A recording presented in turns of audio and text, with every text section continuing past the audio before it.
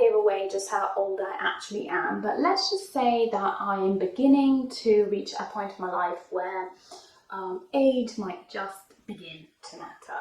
Now, it used to be a case with me where I was almost always seen as the oh my god, you are too young to be doing this kind of person, which had, by the way, rarely anything to do with things like, I don't know, having children or buying a house. No, I still have neither children nor a house of my own. It had more to do with things like traveling alone, living in different countries, speaking a bunch of different languages, etc. Whereas before, I always felt that I had so much time in my life that I could just keep living it one day at a time and welcome sort of all of those things that life seemed to be throwing at me, good or bad. Now I feel that I'm slowly getting to the point where eyebrows are starting to be raised, questions are being asked about my life choices and lifestyle, and that the absence of an apparent plan, one that is sort of substantial and reliable in some way, is starting to be questioned by those around me. So, what does this mean in practical terms then?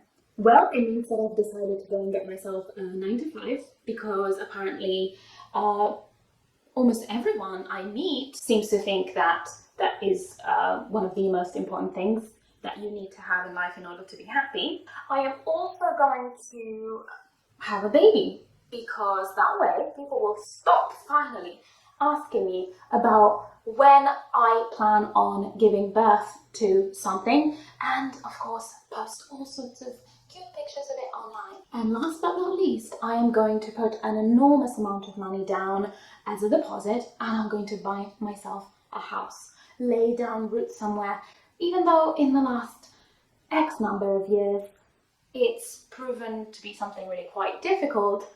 Now now is the time to do it, because I am approaching and I should stop living as some kind of female version of Peter Pan and start behaving more like an adult, right?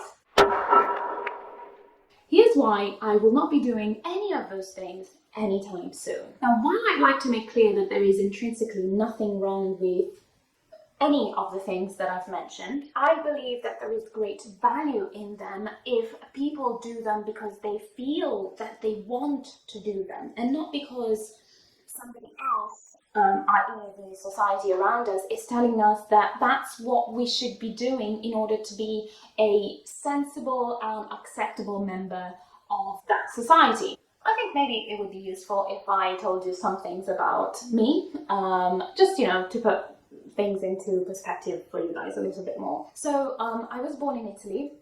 I was raised there as one of 6 children.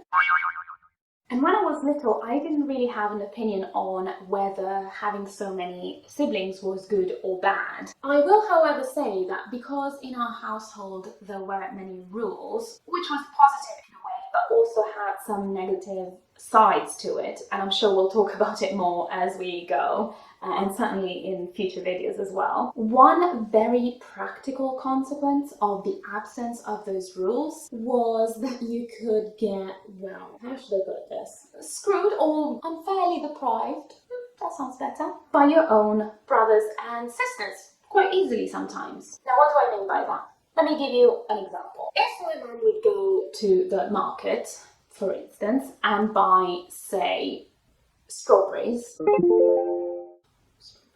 Anyway, strawberries. They would of course be thoroughly washed, placed in a nice large bowl, and that large bowl would be placed onto the kitchen counter or the table. Now, let's imagine that you came back from school first. And so you would, I don't know, wash your hands, get changed, whatever, make your way into the kitchen, and boom, there they are, the strawberries.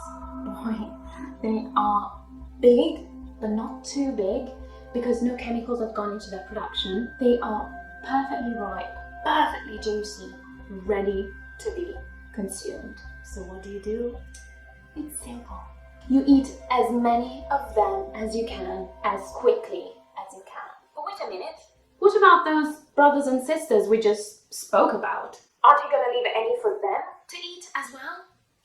Simple answer, no. You were there first. You have therefore the right to eat all the strawberries until the last one. Now in another family, somebody might have had something to say about that. The mom or the dad might have said, son/daughter, have a couple of strawberries and make sure you leave enough for your brothers and sisters to have too. But not in my family. Now, who do you think was mostly deprived of those strawberries growing up? That's right, me. And do you think that that may have had an impact on how I thought I would live once I grew up, whether or not I would have children of my own? Well, the answer is possibly, yes.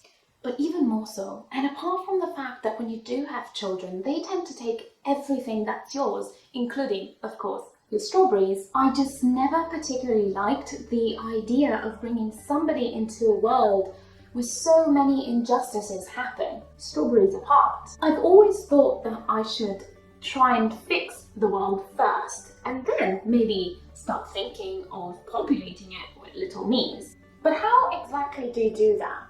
How do you go about changing the world? Well, it's actually not as hard as it sounds. Because realistically, there's only one thing you can actually do. And that one thing is to change you, yourself. The way you approach the world, the way you interact with it, the way you become part of its dynamics. It can feel extremely scary to think of the sheer magnitude of the world in relation to our apparent inconsequentiality, the inconsequentiality of our small selves.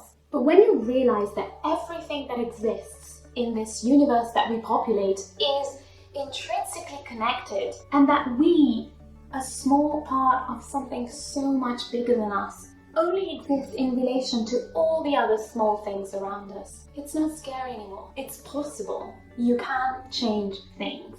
And it doesn't matter if some people around you won't be able to see it. It doesn't matter if sometimes your own family thinks you're a failure. If you stay true to who you are, one little but essential part of a much larger total, doing the best you can to make that total better, you will be successful. You will be happy. You will have no regrets. Each day will have been worth living.